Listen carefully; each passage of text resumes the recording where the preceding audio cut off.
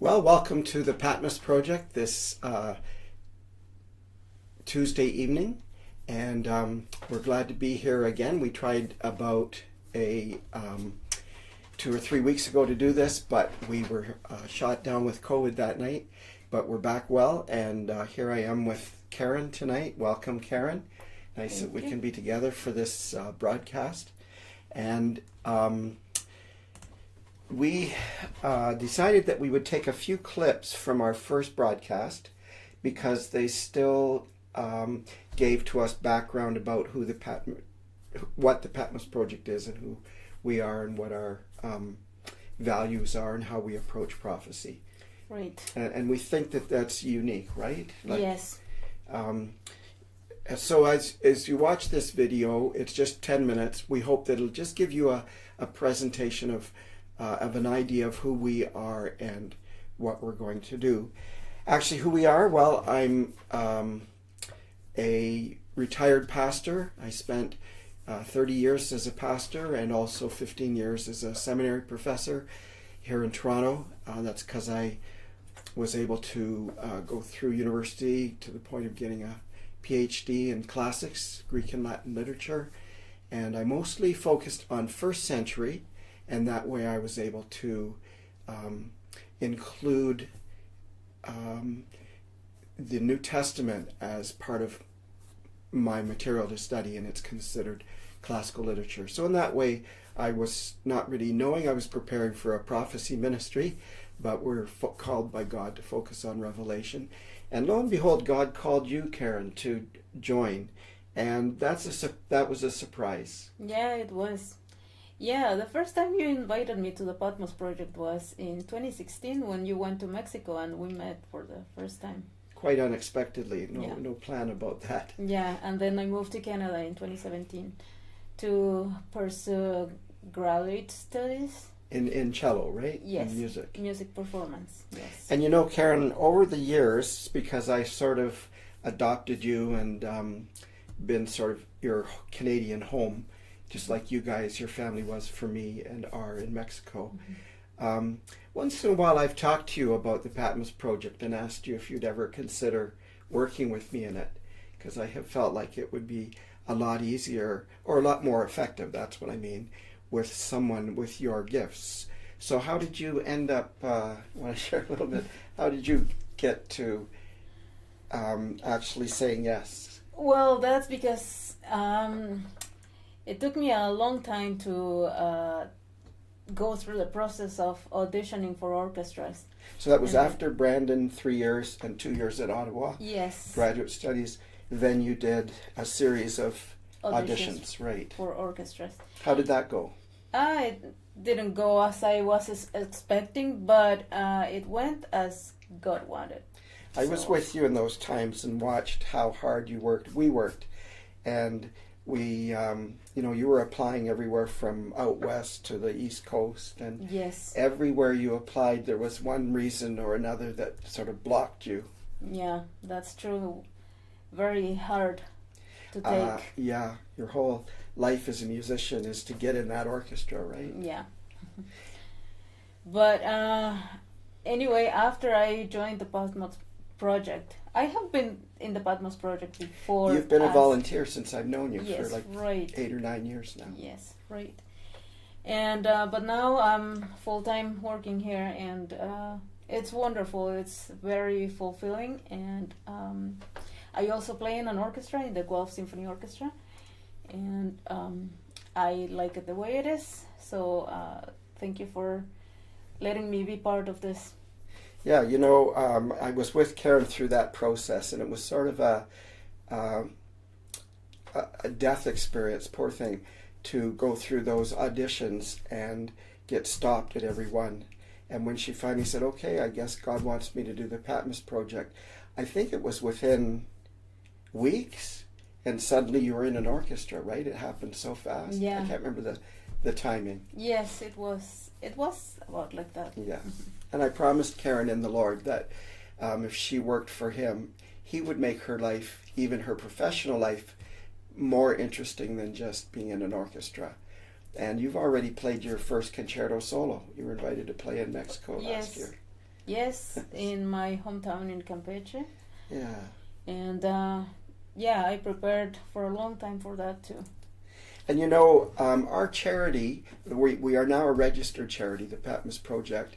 When we had to in the process of applying, tell the government who we are and what we're going to do, we mainly said our primary purpose will be to teach about Jesus and especially the return of Jesus, but we will do it through art and music as well as teaching. And that was possible because of you, Karen. And I really have been amazed as we begin to work together, and you're introducing me to classical literature, not literature, but classical music. I'm amazed at the parallels and the importance we're finding Yes. in preparation for the return of Jesus to study the life of the church and the role of music and art in that we're not that aware of in our culture and day. But the church didn't just come to existence now. It has lived through history, and history matters, bringing us to the point where we are today. So we're going to play now some clips from our first broadcast. It was about 3 or 4 weeks ago, and I don't know if I said it, but Karen and I both ended up with COVID that week, and we weren't well enough at all to do the broadcast. So we tried and we did a little bit. And what we did was at least an introduction to the Patmos Project and especially our approach to prophecy. So we're going to invite you now, it's about 10 minutes, these clips, to just watch and listen to who we are and where we're planning to go. And it's not going to be for everybody. We don't expect it really to be popular. But if you want to be ready when Jesus comes, we invite you to join us on the journey, because that is where we're headed. And so, Karen, I'm very glad you're here. And we invite as many who want to join us. So here's the little video clip from 3 weeks ago, and I hope that it provides good information for you. That wasn't it. Here it is here. Sorry about that. John, the Apostle John, was exiled late in his life to the island of Patmos, and he must have thought that he was basically, that was it for ministry, and he wouldn't be doing much else. He was cut off from his churches and from the people who knew him. But he still worshipped. It says, I was in the Spirit on the Lord's day, and I heard behind me a loud voice like the sound of a trumpet saying, and that began the book of Revelation. So we decided, since God has called us to work on and from the book of Revelation, that we would call ourselves the Patmos Project, because we're just simply trying to continue the work that John began. Blessed is he who reads, and those who hear the words of the prophecy, and heed the things that are in it, for the time is near. Now, he says, blessed is he who reads. Very, very important. Sometimes, I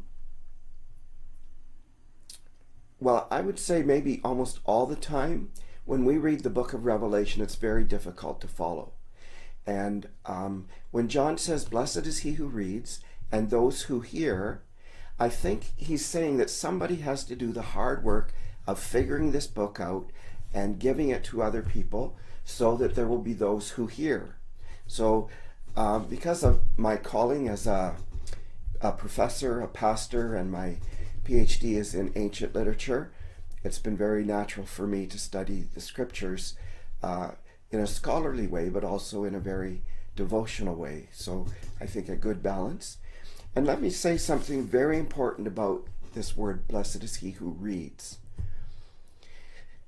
One of the reasons it's so hard to understand the book of Revelation is people don't go by what the book actually says. They go by what they think it means. So they say this is figurative, or this is just poetic, or this is just what John had in mind. So I want to make a promise to you about what we're going to do at the Patmos Project. It's not going to be about my thoughts or interpretations. I guess it's always involved. Interpretation is always involved. But anything that I say, I want you to be able to go to the text of Revelation and look for yourself and see if this is what it says. Now, it might not be what your church says. Every church has an eschatology, and we've actually had a little bit of a problem finding open doors in churches, because the eschatology that you find if you just read the book of Revelation, it's not like it's completely different. It's, you know, we're all close, but it says things that don't fit in the eschatology box usually that any church has, and it's different from denomination to denomination or church to church. So recently we were dialoguing with a church about whether we would go there, and their response was, well, that's not what our church believes, and that's not what the man who we follow says. They didn't ever once say, well, that's not what the book of Revelation says. So if we're just going to go by what my church believes, or what I've always believed and always thought, what my opinions are, your opinions are, we're not going to get anywhere. So you might as well know right up front that we are going to base the Patmos Project on the book of Revelation, what it actually says. My calling is to read it. And if people say, well, that's not what we think, doesn't matter, go by what it says. So I always invite you to check what it says. I also want to make another point about this.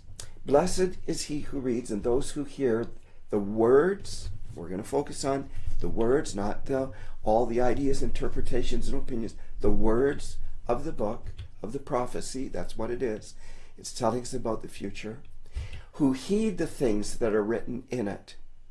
So our goal is to obey, to do what this book tells us to do. And actually the book is based on, it draws from the whole Bible.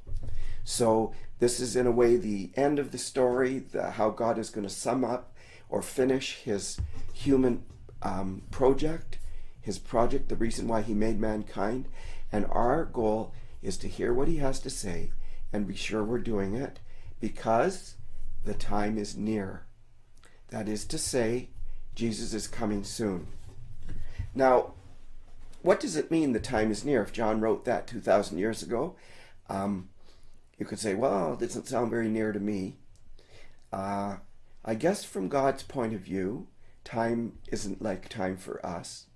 And really, if you look at your own life, it doesn't last very long. If you're young now, you think you'll live forever. I'm starting to get pretty close to 70, and I'm not sure that I ever expected that to happen. But before you know it, your life is over. Life goes fast. So that's one perspective. But even though Jesus said, nobody knows the day or the hour, that's true. So I want to make a promise. We at the Patmos Project are never going to give a date. We are never going to predict that it's going to happen on a certain day or time. However, Jesus also said, when you see certain things happening, recognize that he is near, right at the door. And he told us to be watchful and to expect his return.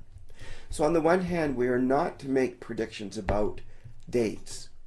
On the other hand, we are supposed to recognize the time. And so we have adopted a little saying that is guiding this ministry of the Patmos Project, and it's this: Jesus' return, our lifetime. That is to say, we believe he's coming in our generation.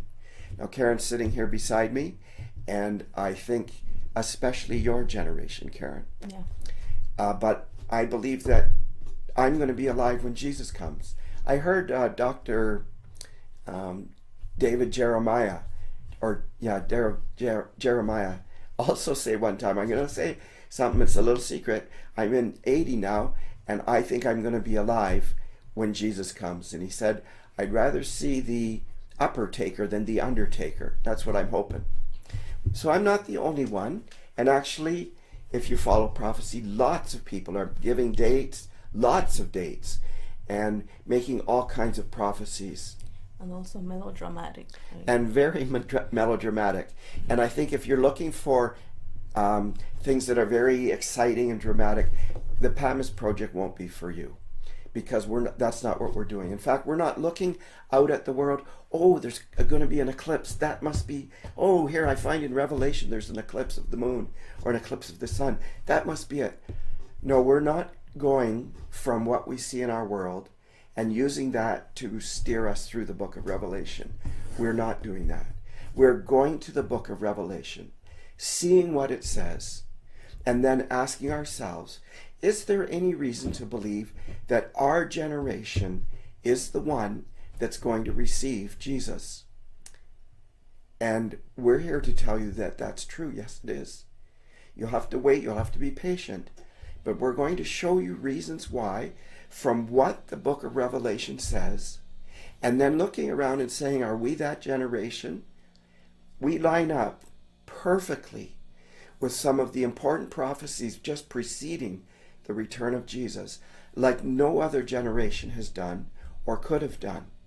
The prophecies Revelation gives about what the world will look like just before judgment comes and Jesus comes, we are seeing those prophecies fulfilled now in our day and in our time. So what I want to tell you to expect from us is, please don't look for instant, exciting, melodramatic prophecies that will get us all excited and have millions of people following our program. What we're here to do is to help people who want to be ready when Jesus comes, who want to heed the words of the prophecy of this book, who want to know what it says and live in step with that. And then suddenly one day, we'll be with him. That's the kind of people we want. Expect a slow burn. Expect a very responsible walk with God through these end times, and with encouragement and light from the book of Revelation and reasons to believe that Jesus is coming soon. Well, thank you for joining us tonight, to the people who were able to do it. And we're going to let you know about the next broadcast. It's going to be the same, about the Scopes monkey trial. And it's a very, very important talk. And if you're saying to yourself, what on earth does it have to do with the second coming of Jesus? I think you're going to be surprised at how much it has to do with the coming of Jesus. And I think you're going to be surprised at how practical it is for your life decisions that we need to make about following Jesus, so that we are ready when he comes. Well, there you have it. So join us for our next broadcast, which is going to be on Tuesday, November 4th at 8 p.m. And it's going to be the first Tuesday of every month for this season. So I hope you can join us and be part of the Patmos Project. Yes, I'm really looking forward to next Tuesday night when we talk about the Scopes trial and the theory of evolution and how that relates to the second coming of Jesus. I think we mentioned that in the video. So do join us next Tuesday night, 8 o'clock Eastern Time. It'll also be on, from then on, it'll be on YouTube, so you can see it anytime after that. And we trust that God will bless us and enable us to walk with him and be ready for the return of Jesus. Thank you, Jim. Yeah, thank you, Karen. We say good night for now.